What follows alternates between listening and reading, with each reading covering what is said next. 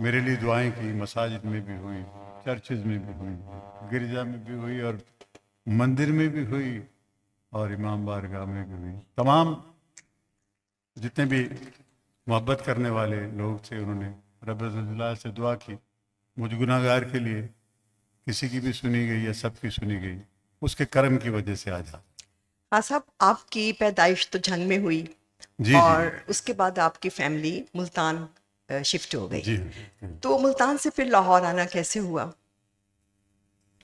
मुल्तान से लाहौर में पहले आया करता था, यहाँ मेरे अजीज़ रहते थे। वो 3 महीने की छुट्टियाँ जो स्टूडेंट को हुआ करती थी उसमें मैं आता था, लेकिन बाकायदा तौर पे लाहौर मुझे अपने स्कूल इस्लामिया हाई स्कूल आम खास बाग मुल्तान की तरफ से स्टूडेंट कंपटीशन एक हुआ था 68 या 69 में, तो मैं आया और लाहौर में arts council, Punjab arts council में वो आज भी प्रोग्राम होता है ऑल पाकिस्तान म्यूज़िक कॉन्फ्रेंस के नाम से, तो वहाँ मैंने फिर परफॉर्म किया तो फर्स्ट प्राइज़ मैंने ऑल ओवर पाकिस्तान में जीती। तो आप ये बताइए कि मौसीकी में आपके उस्ताद कौन थे? मेरे उस्ताद, इंस्पिरेशन तो खैर बहुत सारे बुज़ुर्गों से है, लेकिन बाकायदा तौर पर मेहदी हसन साहब के चचा उस्ताद इस्माइल खान साहब और उनके जो उस्ताद भी थे वो, उनसे मैंने मौसीकी की तालीम ली। हाँ, गालिबन यही वजह है कि आपकी गायकी में भी मेहदी हसन साहब का रंग और अंदाज नज़र आता है, क्योंकि आपके उस्ताद दोनों के एक ही थे। जी जी, बल्कि एक और दिलचस्प बात यह है और मेरी खुशनसीबी की ये बहुत बड़ी अलामत है म्यूज़िक में कि उस्ताद इस्माइल खान साहब से मैंने तालीम ली और उनके दुनिया से रुखसत होने के बाद मेहदी हसन साहब से मैंने बहुत कुछ सीखा। अच्छा सर, आप इत्तेफाक करेंगे कि आपने चूँकि फिल्म्स के लिए बहुत ज़्यादा गाने गाए, गज़ल गायकी में भी एक बड़ा नाम है आपका, तो फिल्म की दुनिया में या मौसीकी की दुनिया में अवामी पसंद और ताईद, इसको बड़ी अहमियत हासिल है। जी जी बिल्कुल। तो जब तक किसी गाने वाले का कोई गाना सुपर हिट ना हो जाए, जी वो लोगों में मकबूल नहीं होता और कामयाब भी शुमार नहीं उसको किया जाता। तो 1975 में फिल्म अजनबी के लिए आपने निसार बज़मी साहब की धुन में एक गज़ल गाई थी, जी जी, वो आ तो जाए मगर इंतज़ार ही कम है। तो आज सब हमारे ये जो नाज़रीन यहाँ बैठे हुए हैं इनके लिए ये गज़ल आप सुनाइए, पेश कीजिए।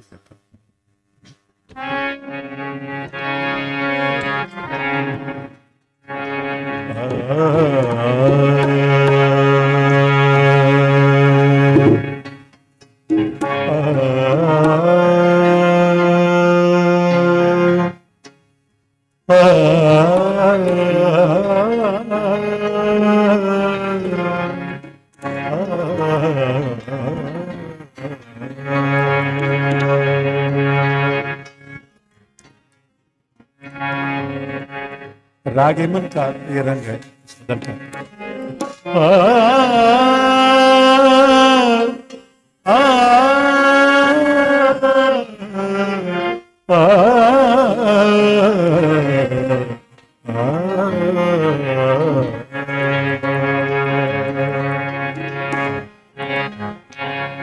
वो आते जाए मगर इंतजार ही हम है, आते जाए इंतजार ही हम है, वो आते जाए वो बेवफा तो नहीं, वो बेवफा तो नहीं, मेरा प्यार ही कम है, वो आते जाए।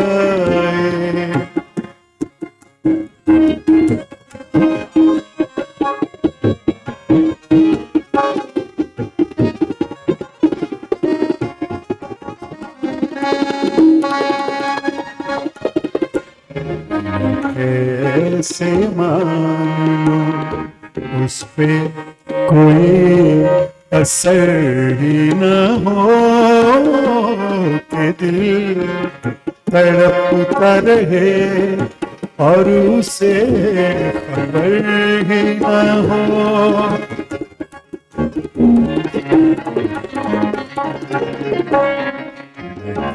कैसे पे कोई असर ही न हो कि दिल तड़पता रहे और उसे खबर ही न हो। ये दिल खुदा की कसम, ये दिल खुदा की कसम बेकरार कम है वो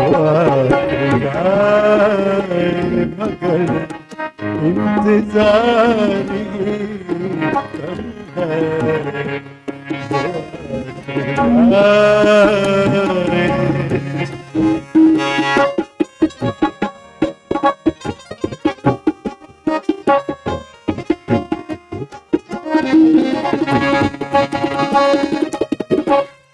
ज़माना कहता है वो मेरा साथ छोड़ गया, मुझको भूल गया, मेरे दिल को तोड़ गया।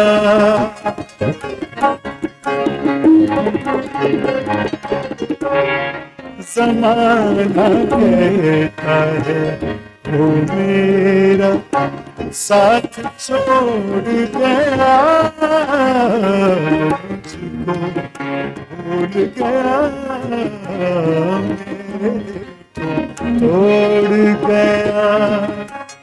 मैं क्या करूं कि मुझे, मैं क्या करूं कि मुझे एतबार वो इंतजार ही कम है वो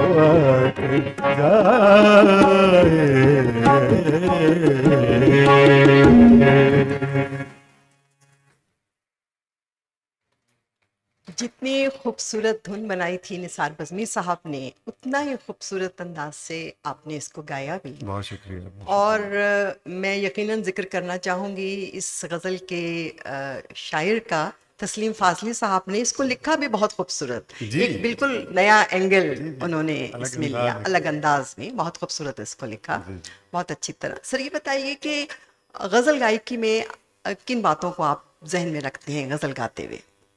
गज़ल गाते हुए किन चीज़ों का ख्याल रखना चाहिए सिंगरों? वो ये कि सबसे पहले तो तलफ़ुज़ अच्छा होना चाहिए। सिर्फ तलफ़ुज़ ही अच्छा नहीं होना चाहिए बल्कि लफ्ज़ की दरोबस्त भी अच्छी होनी चाहिए। तलफ़ुज़ का अच्छा होना सिर्फ यही है कि आप का लफ्ज़ समझ में आ रहा और तरन्नुम के साथ लफ्ज़ समझ में आ रहा हो। लेकिन जब मुख्तलिफ अरकान जुमले की सूरत अख्तियार करते हैं तो फिर रुक्न जहाँ जहाँ जुड़ता है उसका भी ख्याल रखना।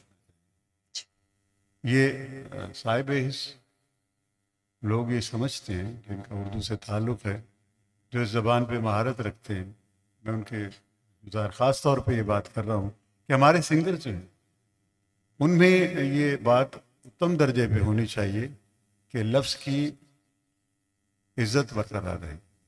बहुत अच्छी बात। शेर मानवी एतबार से लोगों तक पहुँचे, उसके जहाँ पे उसमें वक्फा आना चाहिए मफ़हूम को वाज़े करने के लिए जो शायर ने लिखा है उसको मद्देनज़र रखना चाहिए। और फिर सुर का जो मफ़हूम है लफ्ज़ के एतबार से वो अच्छी तरह बयान होना चाहिए। लय का ख्याल रखना चाहिए क्योंकि शायरी भी लय से बाहर नहीं होती, उसमें भी जो उरूज होते हैं वो वज़न औज़ान होते हैं। इसी तरह एक लय का गाना भी जो है वो भी उसका रिदम भी उसके औज़ान का भी। और गज़ल भी बहुत अच्छी मुंतखब करनी चाहिए जो आम फहम हो और लोग उसको पसंद करके समझ सकें। ये तो सबसे पहली बात है। जी बिल्कुल। अच्छा, आपके बारे में एक बात जो मैं यहाँ अपने हाज़रीन को बताना चाहूँगी कि पाकिस्तान में हमारे जो गाने वाले हैं, बहुत से लोग हैं जिन्होंने फॉर्मल एजुकेशन हासिल की, बहुत अच्छा पढ़ा, लेकिन खान साहब जो हैं इन्होंने उर्दू में एमए के अलावा फ़िलासफ़ी में एमए किया, साइकोलॉजी में एमए किया, और जो अहम बात मैं आपको बताना चाहूँगी जो बहुत ज़्यादा लोगों के इल्म में नहीं है, वो ये है कि इन्होंने फ़िलासफ़ी ऑफ म्यूज़िक में पीएचडी की ऑस्ट्रेलिया से। उसके बारे में सर कुछ बताइए, वो जी, लोग नहीं जानते आपके वो बारे बल्कि में। मैं ये बात सुन के हंस रहा हूँ, क्योंकि मैंने तो नई बात नहीं की कि 3 मास्टर तो बहुत सारे लोगों ने किए हुए हैं, यहाँ भी मौजूद होंगे माशाल्लाह। तो एजुकेशन का ज़्यादा होना बेहतर ही होता है, नुकसान तो उसका कोई नहीं होता, क्योंकि मुअल्लिम तो सिखा देता है ना जी, मालूमात आ जाती है इल्म से। तो जो शऊर की सीढ़ी है वो एजुकेशन तो है ही नहीं। इसको अगर सीढ़ी बना लिया जाए और महसूस कर लिया जाए और आगे बढ़ा जाए तो मालिक शऊर भी बख्शता है, उसमें तरक्की भी बख्शता है। तो मैंने जो कुछ किया, तारड़ साहब मुझे कहने लगे, मुस्तरसम तारड़ साहब, गुलाम अब्बास भाई ये बताइए कि आपने ये उर्दू में भी लिटरेचर में मास्टर किया और आपने साइकोलॉजी में किया, फिलासफी में किया, और अब आप ये डॉक्टरेट भी कर रहे हैं। उस वक्त मैं कर रहा था, तो मुझे कहने लगे ये सब कुछ करने की क्या ज़रूरत थी अगर आपको गाना ही था। अच्छा।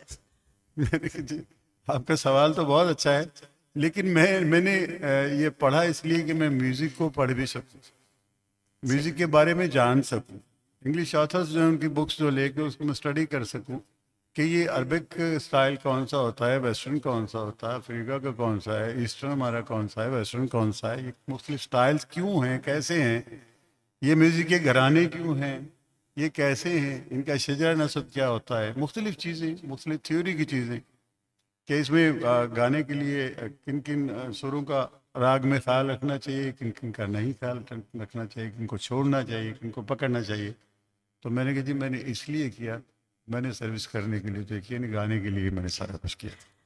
अच्छा सर, आपका हमारे नाज़रीन यकीनन मुंतज़िर होंगे कि आप को फिर सुने दोबारा कोई अच्छा सा गाना।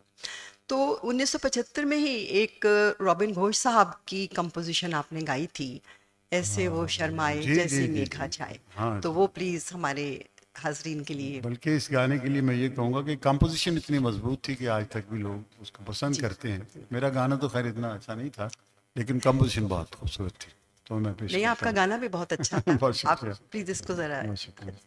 पेश कीजिए। इसका मिड खोल दीजिएगा प्लीज, क्योंकि ऊपर जाके आवाज़ ब्लॉक हो।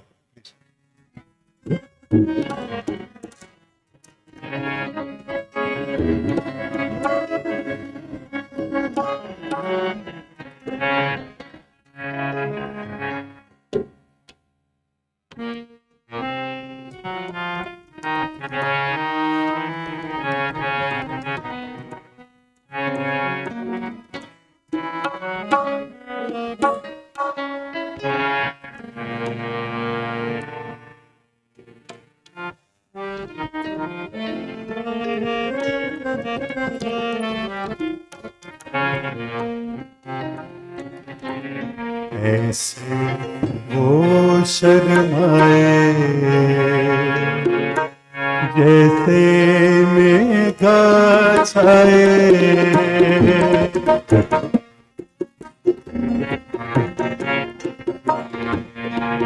ऐसे वो शर्माए जैसे मेघा छाए, काली काली रहना झुकी झुकी जाए, जब तक पलके उठे ना, जब तक पलके उठे ना, सुख हो कैसे आए, सबका ऐसे वो शर्माए जैसे मेघा छाए।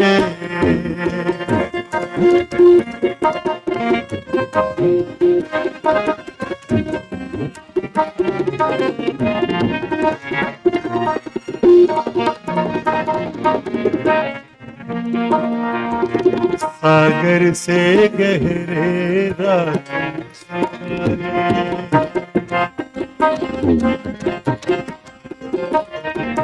सागर से गहरे रातों से काले चंचल नैना भोले भाले चल के मच के प्याले जो इनसे पी जाए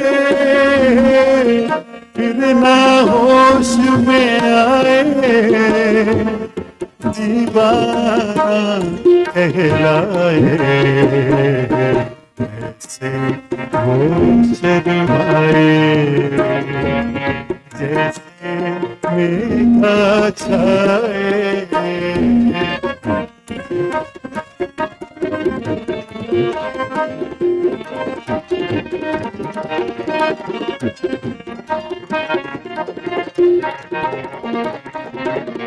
सुंदर नैना काले काले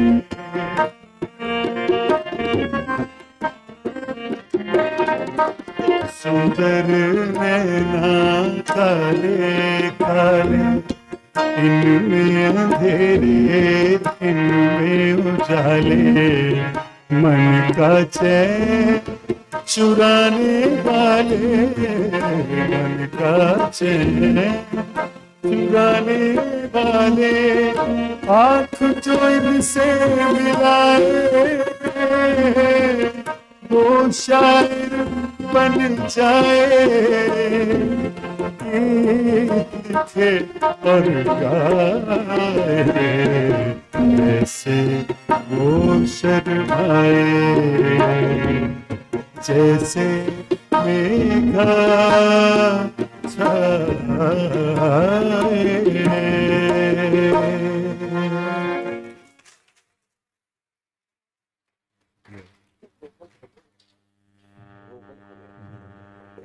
बहुत अच्छा गाया आपने सर। बहुत शुक्रिया। और अच्छा, ये गाना जब पहली मर्तबा मैंने सुना तो मुझे ऐसा लगा कि शायद ये मेहदी हसन साहब गा रहे हैं, तो इतनी आवाज़ आपकी और आपका अंदाज उनसे मिलता था। तो मैं ये पूछना चाहूँगी कि आपका जो ये गाने में एक अंदाज भी मिलता है, आपकी आवाज़ भी मिलती है मेहदी हसन साहब से, तो इसका आपको कुछ फ़ायदा हुआ या नुकसान पहुंचा इस बात से कुछ? बड़ा अच्छा, आपने बड़ी अच्छी बात की। इसका मैं शिकार रहा क्योंकि मेहदी हसन साहब इतने सुरीले आर्टिस्ट थे, कोई शक नहीं, और इतनी अच्छी गज़ल उन्होंने गाई और इतनी अच्छी तरबियत से उन्होंने सारा शुरू किया और नाम किया। तो उनके होते हुए ये पब्लिक को यकीन आ गया था कि ऐसा ना कुछ सीख सकता है और ना कोई सुर में ऐसा हो सकता गा सकता है। जो कोई भी सुर में कोई मोटी आवाज़ वाला गाता तो कहते ये मेहदी हसन साहब ही गाते। तो हमारे यहाँ लोगों को आवाज़ के शेड्स का पता नहीं होता, सुनने का पता होता जितना भी है। तो मैं जब आया इंडस्ट्री में तो जाहिर है जीसी का स्टूडेंट है तो वो पहचाना जाता है। हमारे ज़रा यूनिवर्सिटी फैसलाबाद का जो भी स्टूडेंट होगा वो एक दूसरे से मिलेंगे तो पहचाने जाएंगे, हाँ। भले कुछ भी ना कहेंगे जी आप कहीं ज़रा यूनिवर्सिटी फैसलाबाद के तो नहीं पढ़े हुए। तो इसी तरह मेरे गाने में भी वो तालीम का असर जो था वो शामिल था। तो मैंने जितने भी गाने 5 साल तक यही लोग एक दूसरे के साथ बहस करते रहे, शर्तें लगाते रहे, ये मेहदी हसन का गाना है, ये नहीं, ये गुलाम अब्बास ने गाया है। बात तो मैं यही कहूँगा कि हर बड़े आर्टिस्ट का जो असर है किसी भी शोबे का, जो भी बड़ा आदमी है, हर आने वाले पे उसके असरात मौजूद रहते हैं कई साल तक। जब वो मेहनत करके उस शेड में रह के अपना रंग निकालता है, अपनी पहचान बनाता है, अपने सीखे हुए काम से आगे बढ़ता है, तो फिर उसकी पहचान। बिल्कुल सही। तो इस मुश्किलात का मुझे सामना करना पड़ा तकरीबन 5 और साल।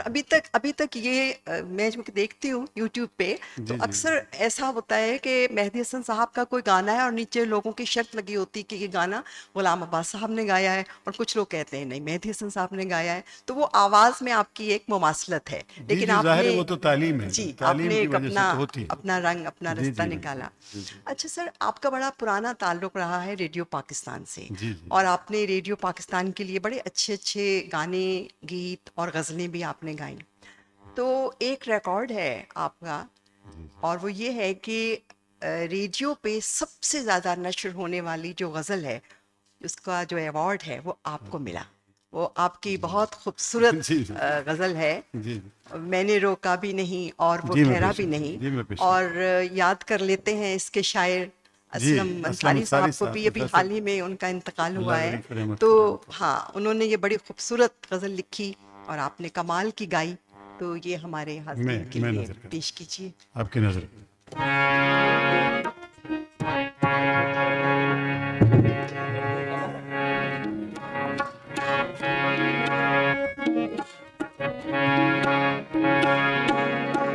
मैंने रोका भी नहीं और वो ठहरा भी नहीं।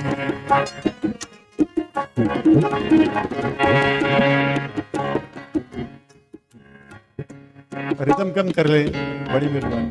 मुझे खुद बहुत पसंद है रिदम, लेकिन आवाज कम हो तो मेहरबानी। मैंने रोका भी नहीं और वो ठहरा भी नहीं। हादसा क्या था जिसे दिल ने बुलाया भी नहीं। मैंने रोका भी नहीं और वो ठहरा भी नहीं।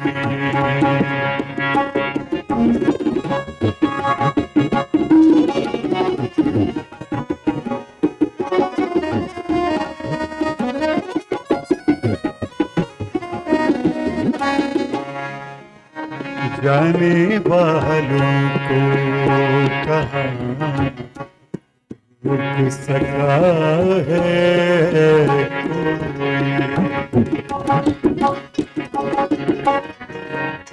जाने वालों को कहाँ रोक सका है कोई। जाने वालों को कहाँ रोक सका है कोई। तुम चले हो तो कोई रोकने वाला भी नहीं। हादसा क्या था जिसे दिल ने बुलाया भी नहीं। मैंने रोका नहीं और वो ठहरा भी नहीं।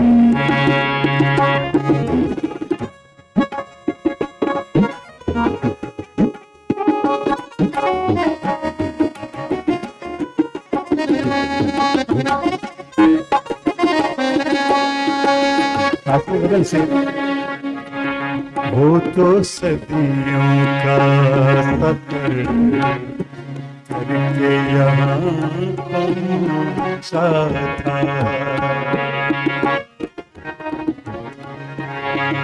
वो तो सदियों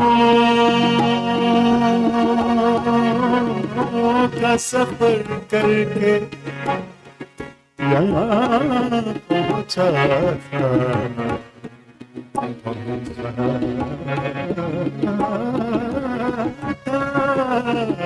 वो तो करके यहाँ पहुँचा था। एक सरगम का टुकड़ा पेश कर रहा हूँ, क्योंकि म्यूजिक का सफर भी सदियों का सफर ही है। हम तो गुजर जाते हैं, उसमें से म्यूजिक वही रहता है, बल्कि इल्म वही रहता है। गा मा दा नि दा मा नि दा गा मा दा गा मा रे सा रे नि सा दा नि दा गा मा दा नि दा गा रे नि दा गा मा दा नि दा गा रे नि दा गा मा दा नि सा दा नि दा ओ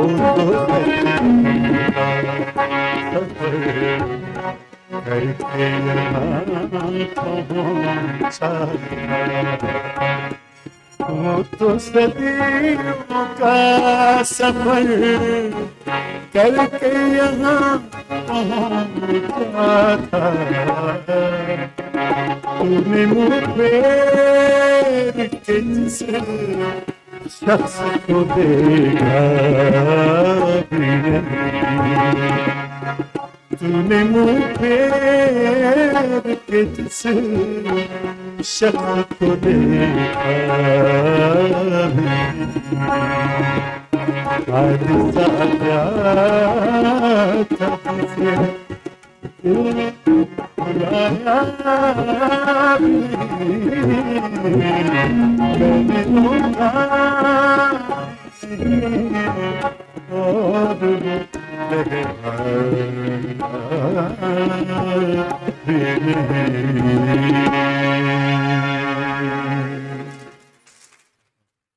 बहुत खूब, बहुत खूबसूरत गजल आपने गाई।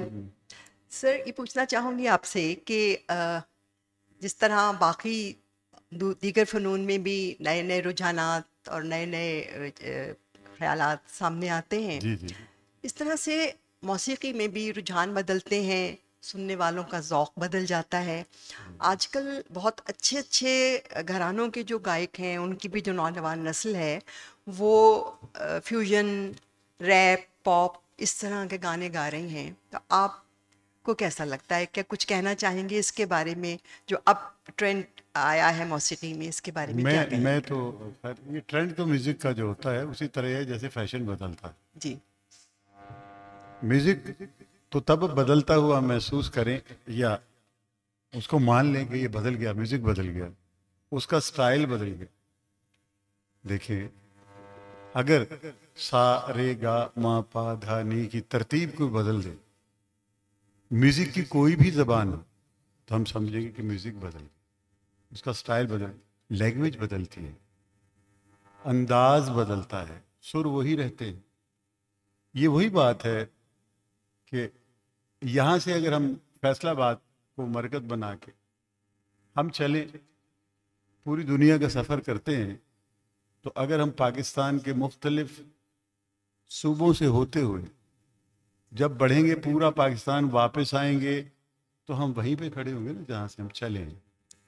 हर 13 किलोमीटर के बाद ज़बान का एक्सेंट बदल जाता है, सुर का मिजाज भी बदल जाता है, लफ्ज़ का मिजाज भी बदल जाता है, ज़बान भी बदलनी शुरू हो जाती है। क्योंकि लाहौर से आप चलेंगे, फैसलाबाद आएंगे, यहाँ से आगे चले जाएं, फिर आगे कोई और थोड़ा सा एक्सेंट और लफ्ज़ और ऐड हो जाएंगे, तो एक पूरे पाकिस्तान का आप चक्कर लगाएंगे, तो बीच में पश्तो भी अंदाज भी आ जाएगा, उसमें सिंधी अंदाज भी आ जाएगा, उसमें फिर पुठवारी अंदाज भी आ जाएगा, बलोची भी आ जाएगा, ब्रा भी आ जाएगा, स्कर्दू भी आ जाएगा। ये तमाम बल्तिस्तान की शनाई, गुजरी, पुठवारी, मेवाती, सारी जितनी ज़बानें हैं, ये भी इस ज़बान में आ जाएंगी। और वापस जब हम फैसलाबाद या लाहौर पहुँच जाएंगे, तो फिर वही ज़बान बोल रहे। बिल्कुल सही। तो ये एक्सेंट जो है म्यूज़िक का, लफ्ज़ का, इस तरह बदलता है, म्यूज़िक नहीं बदलता, म्यूजिक वही रहता है। सुर वही रहती है। सर आपने निगार अवार्ड होता था हमारे यहाँ बेस्ट प्लेबैक सिंगर का, तो जी, आपने बहुत। बेशुमार, पता नहीं मुझे 6 के 8 या 9 कितने हाँ, अवार्ड, 11 तक 11, मैं बाकी में वसूल करने नहीं गया। आपने वो अवार्ड लिए। जी जी तो वो जो गाने आपने, आपके अवार्ड याफ्ता नगमात जी। हैं, वो हमारे हाजरीन के लिए आप जी, उनमें से तकरीबन कुछ कोई पेश कीजिए। 100 से ज़्यादा हिट गाने जो हैं, जो मुझे याद हो जाते हैं, तो 5000 गाना तो मुझे याद नहीं होगा। 329 अवार्ड अब तक, 329 अवार्ड अब तक मैंने हासिल किए हैं, ये प्राउड परफॉर्मेंस और तमगा इम्तियाज़ के अलावा। तो एक गाना मुझे याद आ रहा है कि मैडम नूरजहां के साथ मैंने गाया था, अल्लाह उनकी रहमत करे, और बड़ा मकबूल हुआ था, निगार अवार्ड याफ्ता वो गाना था। फाजिली नहीं लिखा था, तस्लीम फाजिली ने।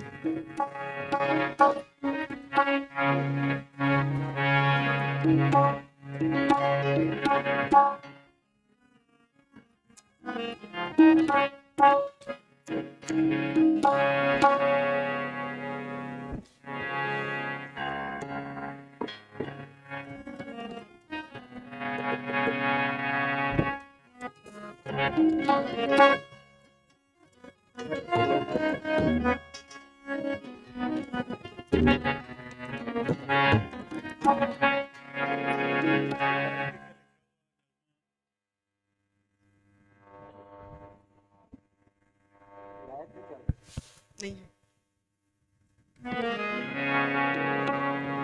तशरीफ हाजरी इसके शायर हैं इस नगमे के, मौसीकार कमाल अहमद, अपने वक्त का बड़ा मकबूल नगमा।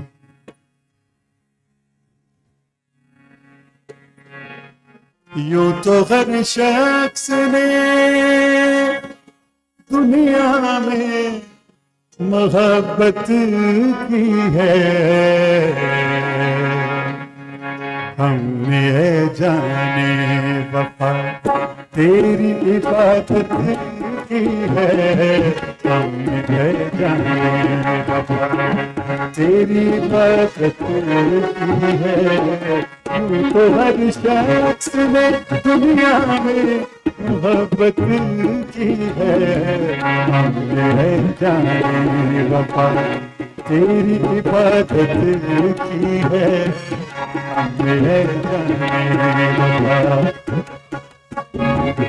हमने तो अपना खुदा मान लिया है तुझको, हमने तो अपना खुदा मान लिया है तुझको, जो फरिश्तों से हो पाए वो चाहत की है, हमने जाने वफा तेरी इबादत की है, हमने जाने वफा।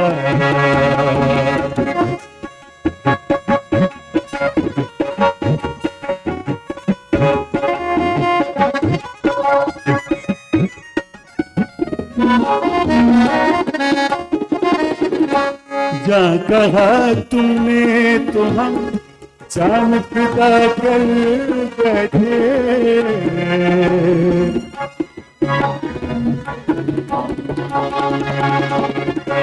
जा कहा तुमने तो हम जान फिदा कर बैठे, जा कहा तुमने तो हम जान फिदा कर बैठे, तुमने अफसाना कहा हमने हकीकत की है, हमने जाने वफा तेरी इबादत की है, हमने जाने वफा।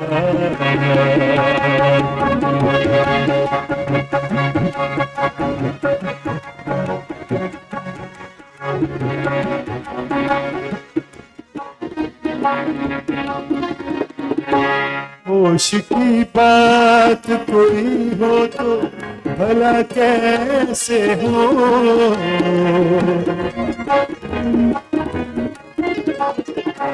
होश की बात कोई हो तो भला कैसे हो, होश की बात कोई हो तो भला कैसे हो, एक दीवाने की ताकत की है, हमने जाने वफा तेरी इबादत की है। तो हर शख्स ने दुनिया में मोहब्बत की है, हमने जाने वफा तेरी इबादत की है, हमने जाने वफा।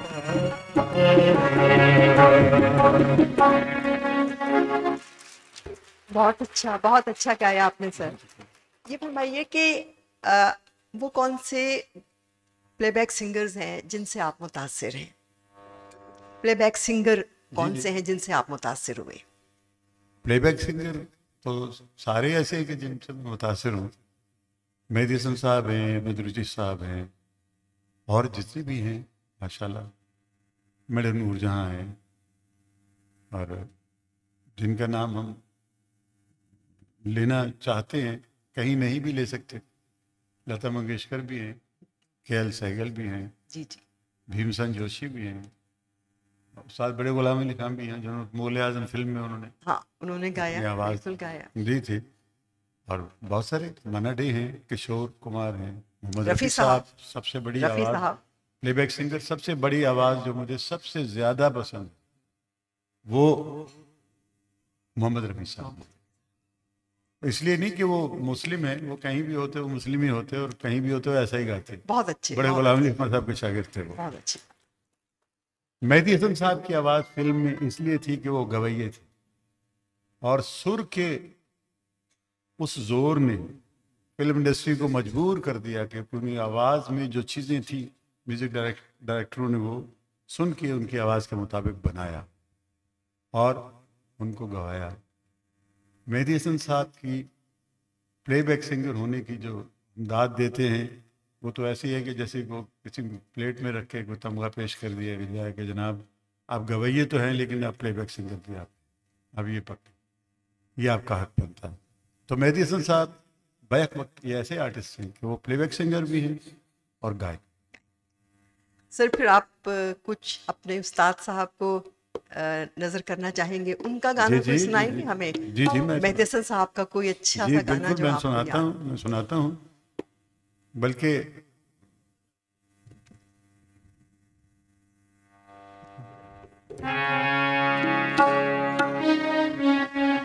प्यार भरे।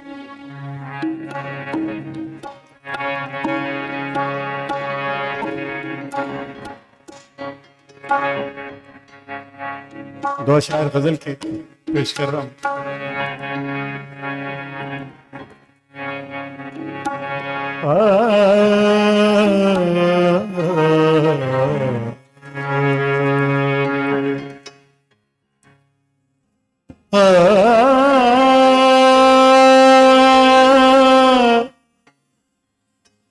निसार फजमी साहब की कंपोजिशन है, जरा गौर कीजिएगा कि सुर, गंधार और निखात किस तरह उन्होंने और रेखब को कैसे इस्तेमाल किया।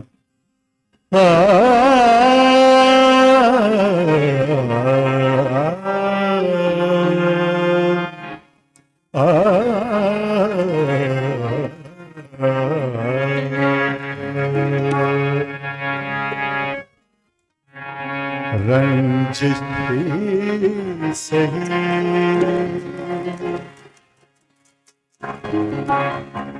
दिल ही दुखाने के लिए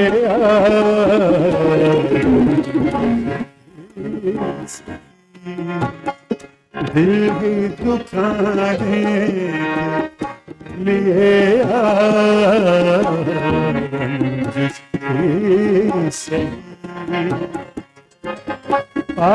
आखिर से मुझे छोड़ के जाने लिए से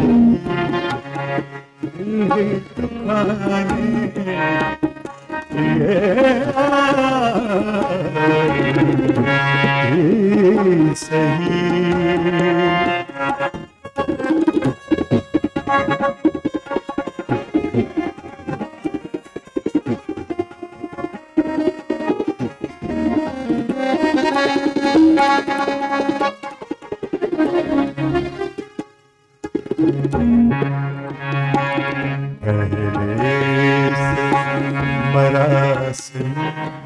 न सही फिर भी कभी तो पहले मरा से न सही फिर भी कभी तो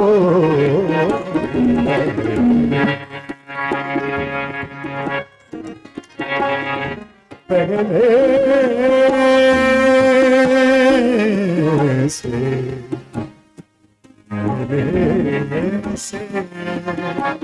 पहले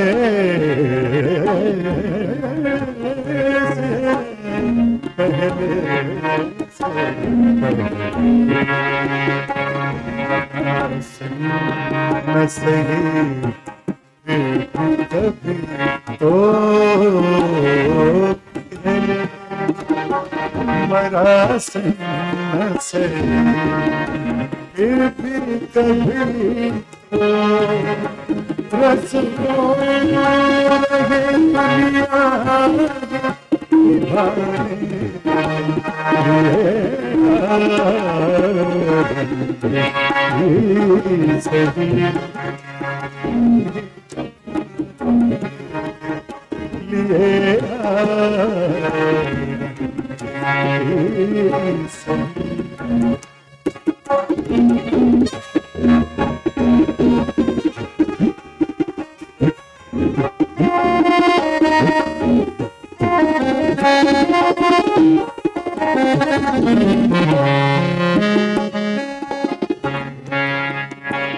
किस किस को बताएंगे जुदाई का सबब हम,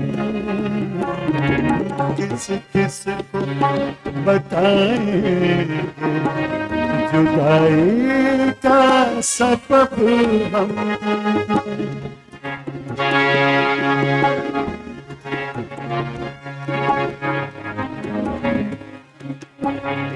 किस किस को बताएंगे,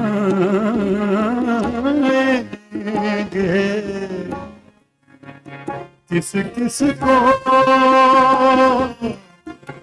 बताएंगे, किस किस को, किस किस को, किस किस को, किस किस को बचाएंगे जुदाई का सबब हम। किस किस को बताएंगे जुदाई का सबब हम। तू मुझसे खफा था ज़माने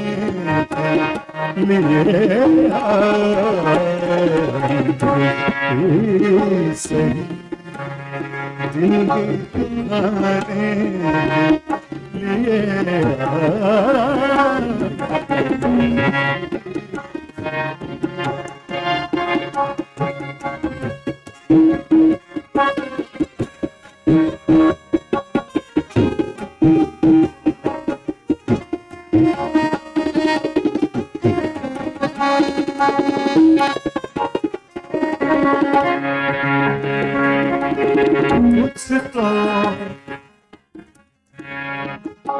कुछ तो मेरे प्यार मोहब्बत का भरम रख,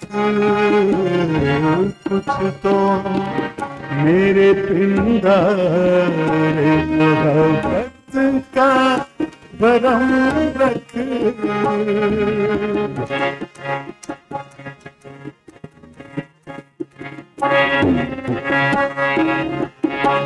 कुछ तो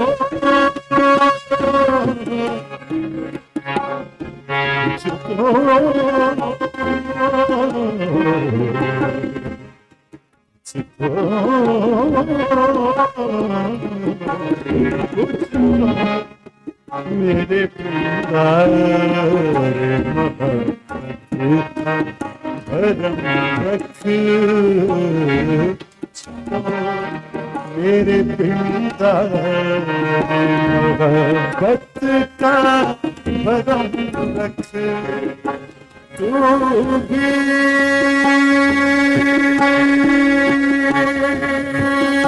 तो कभी, तू भी तो कभी मुझको मनाने लिए सही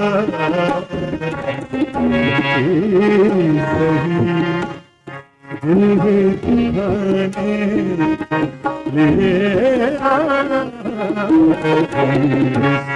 लिए सही। आखिर से मुझे छोड़ के जाने लिए सही।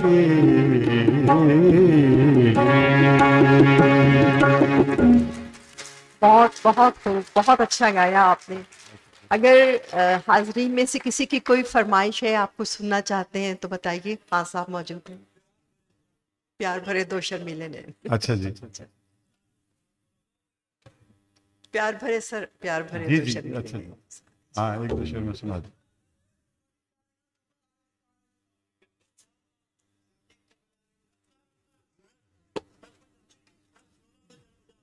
एक वक्त में 6 गाने नहीं सुना सकते। प्यार भरे दो शर्मीले हैं,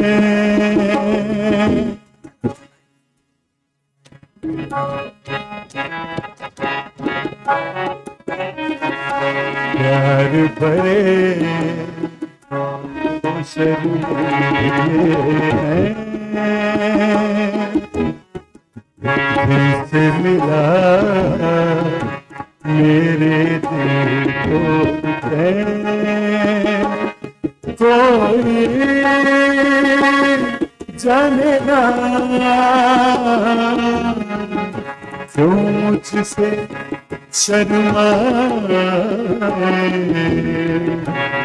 ऐसे मुझे तड़पाए,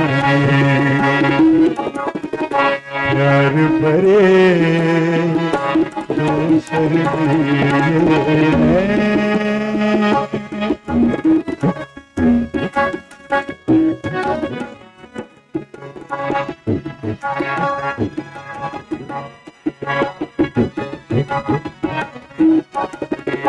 दिल ये कहे गीत में तेरे गाना, दिल ये कहे गीत में तेरे गाना, तू ही सुने और मैं गाता गाना, तू जो रहे पास मेरे दुनिया को ठुकराऊं,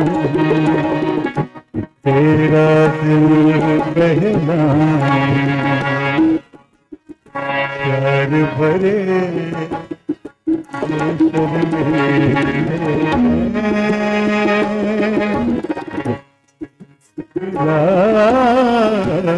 दिल को चैन कोई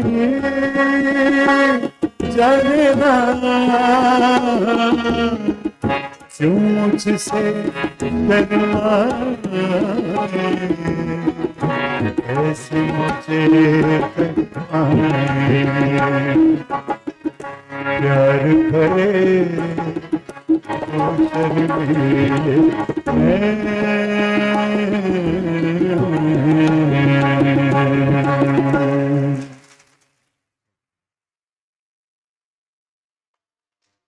अपना कोई गाना सुना दीजिए। जी, मेरा गाना एक आज भी तकरीबन कोई 74 में मैंने गाया था, और आज भी मकबूल है, पेश कर रहा हूँ। फिल्म का नाम है मेहमान।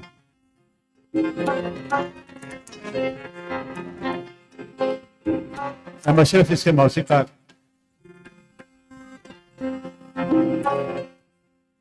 भूल सकता नहीं दिल मेरा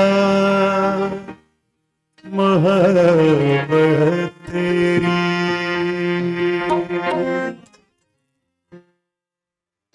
आज जो कुछ भी हूँ मैं ये इनायत तेरी,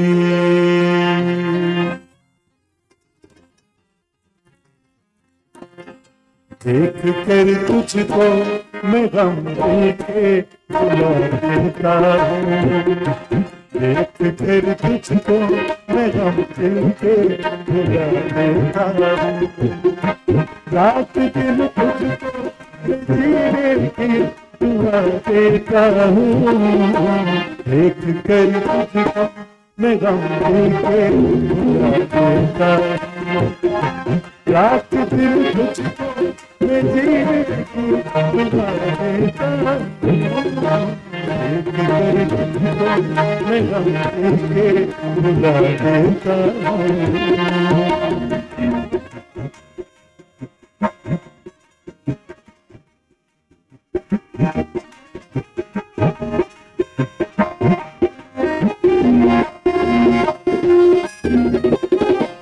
तेरे होठों पे नए फूल खिलाने के लिए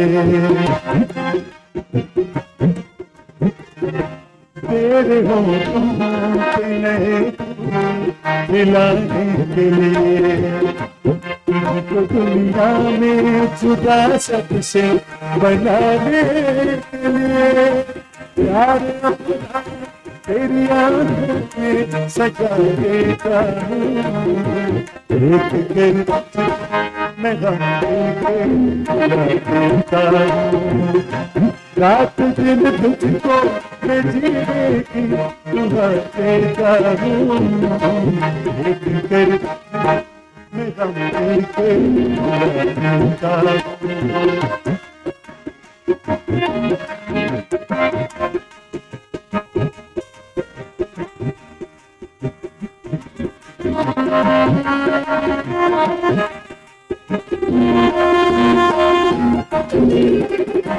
छीन सकता नहीं अब मुझसे मेरा प्यार कोई छीन सकता नहीं अब मुझसे मेरा प्यार कोई प्यार की राह में आएगी न दीवार कोई मैं कसम खा के ज़माने को बता देता हूँ एक कर तुझको मैं बुला देता हूँ रात दिन तुझको मैं जीने की दुआ देता हूँ एक कर तुझको मैं के बुला देता एक कर तुझको मैं के बुला देता हूँ।